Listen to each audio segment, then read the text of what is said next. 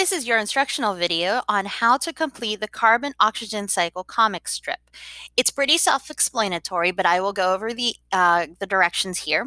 So the project goal is to understand the cycle of carbon-oxygen cycle between Earth's atmosphere and the organisms that live on the surface. The entire project should be completed as follows. Here you can see an example of one that was completed a couple years ago. As you can tell, all five pictures are in color. You should also notice that there is actually information on each of the different lines that describe what's happening in the picture. So let's go over specific directions. Again, comic strip must be in color.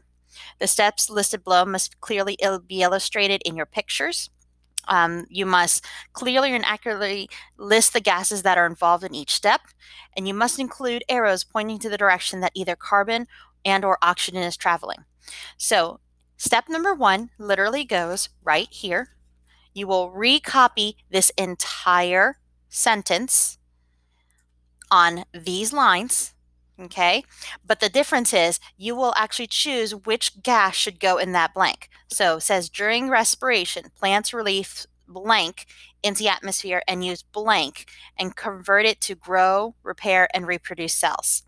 So you will choose which word. You do not need to put both. You just choose one of them for each of these parentheses. You will rewrite your selected word into these lines. In addition to that, you will also create a picture that illustrates what's going on in this description. If you notice in the picture, just like this one here, this person has also not only included the red and the blue arrows to signify oxygen and carbon dioxide, they've also labeled carbon dioxide and oxygen. As well as you'll notice here, they've underlined the words that they have chosen in their statement for each of these lines. Okay, in some cases, you may use both carbon and oxygen, and in some cases, there may only be carbon dioxide. So not all of the arrows will be used in all the pictures.